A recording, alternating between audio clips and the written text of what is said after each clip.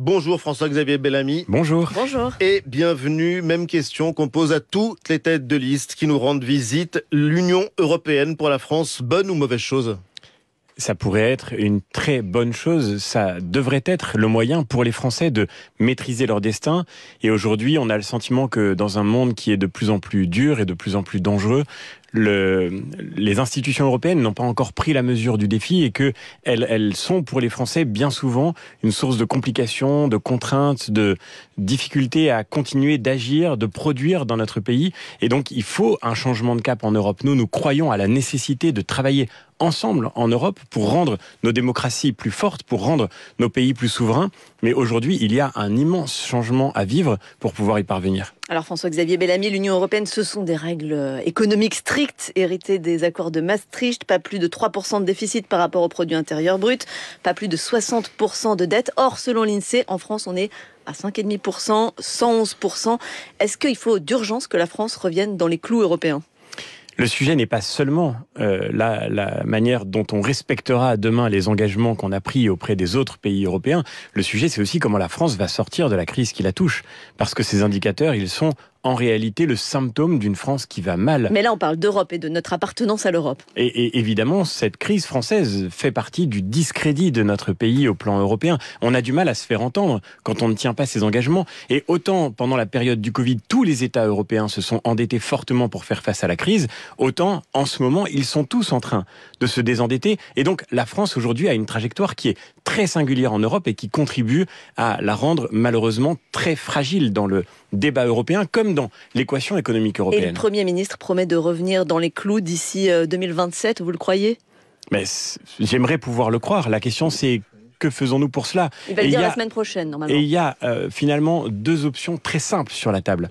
La première option, c'est celle qui consiste à faire ce que le gouvernement a fait depuis longtemps, celle qui consiste à poursuivre la stratégie ou l'absence de stratégie dans laquelle la France est aujourd'hui, c'est-à-dire augmenter encore les prélèvements obligatoires, faire en sorte que l'État puisse prélever encore plus d'argent pour éponger son déficit budgétaire. Et ça, c'est évidemment impossible. C'est non. Mais j'en sais rien. J'aimerais bien que ce soit non. Le gouvernement l'écarte, en tout cas. Mais en même temps, le Premier ministre nomme une mission avec 4 députés pour aller taxer les rentes. Alors qu'est-ce que c'est que les rentes ? J'aimerais bien qu'on m'explique. Mais les rentes, c'est peut-être en réalité ce que le gouvernement appelle les rentes. C'est peut-être ce que les Français ont épargné pendant toute leur vie. C'est ces livrets d'épargne, ces assurances-vie, c'est peut-être la propriété privée. On sait qu'aujourd'hui, elle est très attaquée. On voit bien à quel point on a dissuadé, découragé, fragilisé, taxer la propriété, par exemple la propriété immobilière, et aujourd'hui on se retrouve devant une crise du logement énorme. Et c'est là au fond le point important, c'est que on a le pire de tous les systèmes. On a le système dans lequel l'État prend le plus d'argent du travail des Français,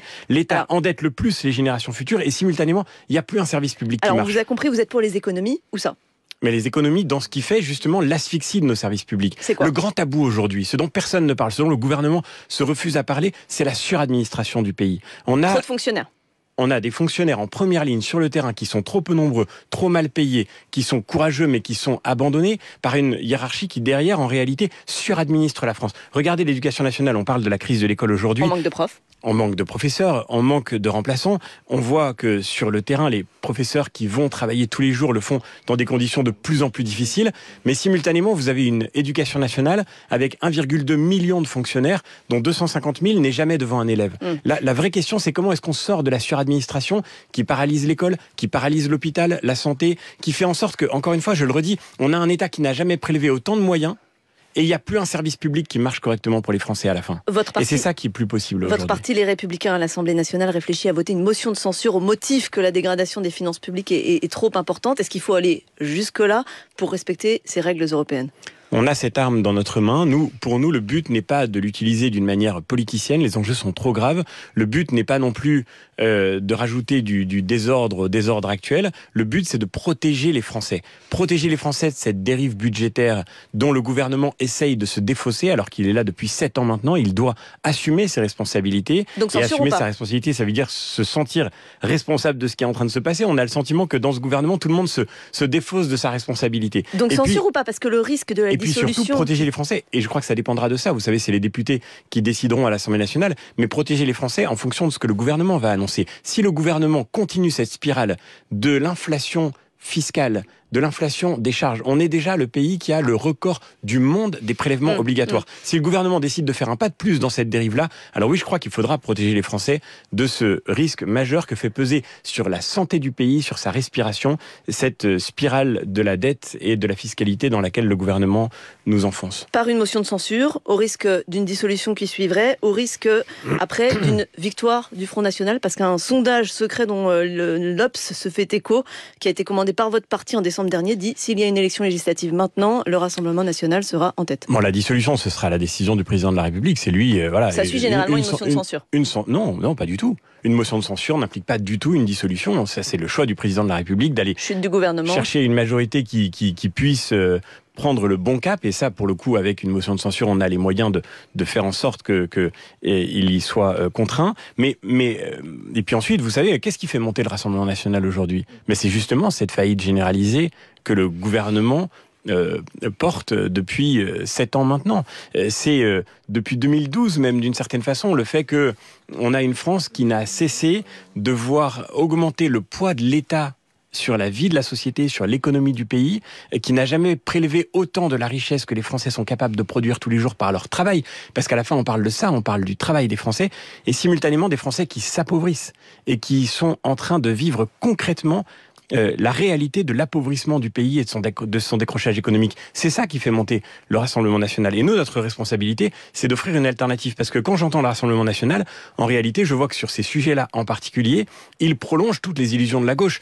Le Rassemblement national, lui aussi, propose de créer des nouvelles taxes. Le Rassemblement national refuse de faire en sorte que le travail soit mieux rémunéré, refuse de faire en sorte qu'on incite plus les Français qui le pourraient à retourner travailler, refuse de toucher à toutes les pannes de notre modèle social qu'il faudrait pourtant réparer. Et donc je vois bien à quel point notre responsabilité à nous, la droite française, c'est d'incarner paisiblement une réponse sereine, solide, sérieuse. Ça fait des années qu'on propose des mesures d'économie pour libérer la France et pour libérer les Français. Aujourd'hui, il est urgent d'agir enfin. Vous parlez de fiscalité, François-Xavier Bellamy. Pourtant, ça n'entre pas dans les attributions de l'Union européenne, la fiscalité directe qui concerne les personnes ou qui concerne les entreprises. Mais c'était juste une précision fil au standard. Bonjour Marie-Laura. Pardon, vous me faites une objection. Ça a évidemment un impact européen, parce que quand vous parlez à des artisans, des commerçants, des chefs d'entreprise... Ça n'entre pas dans les attributions ni des eurodéputés, ni de l'Union européenne. Non, mais notre travail à nous, c'est ce que nous proposons d'ailleurs avec les Républicains, c'est de faire en sorte que la France puisse retrouver un équilibre en Europe sur le plan de la fiscalité. Parce que si vous chargez le travail excessivement en France, et que c'est pas le cas dans d'autres pays européens, vous créez un désavantage compétitif qui fragilise aujourd'hui l'économie du pays. Bonjour Marie-Laura, pardon de vous avoir interrompu. Vous aviez une question pour notre invité François-Xavier Bellamy. Oui, bonjour France Inter, bonjour Monsieur Bellamy. Je voulais d'abord vous montrer mon admiration, Monsieur Bellamy, pour votre persévérance et votre constance dans vos propos. Et c'est vraiment rare aujourd'hui dans le monde politique. Donc ça, c'est mon premier point. Merci infiniment. Ce n'est pas une question, mais un compliment. C'est un compliment parce que je suis François-Xavier depuis longtemps. Et une question ? Ma question était la suivante. Et là, j'ai vraiment besoin d'une réponse claire, sans langue de bois, si je puis m'exprimer ainsi. J'aimerais connaître votre positionnement sur le conflit en Ukraine et dans le sens où j'étais au Doc de Paris, j'ai écouté le général Gomard.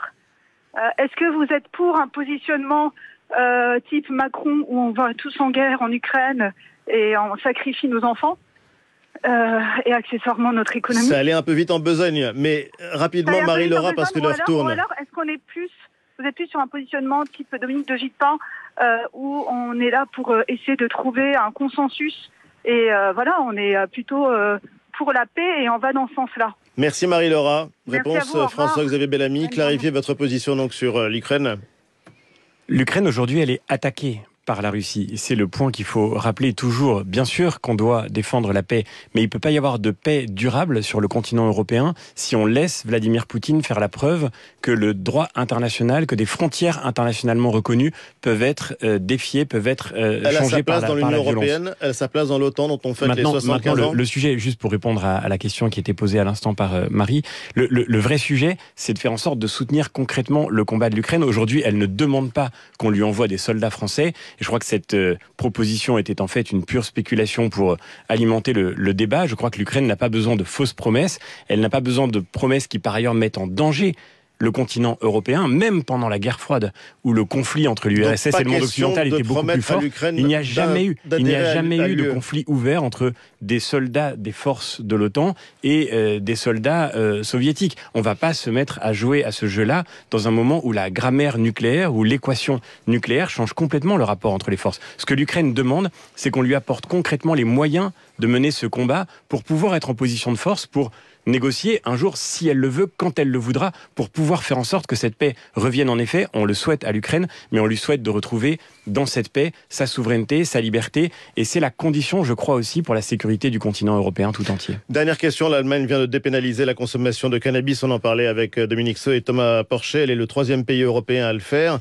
Est-ce que c'est quelque chose que vous regardez de près et qui pourrait être une voie pour la France ?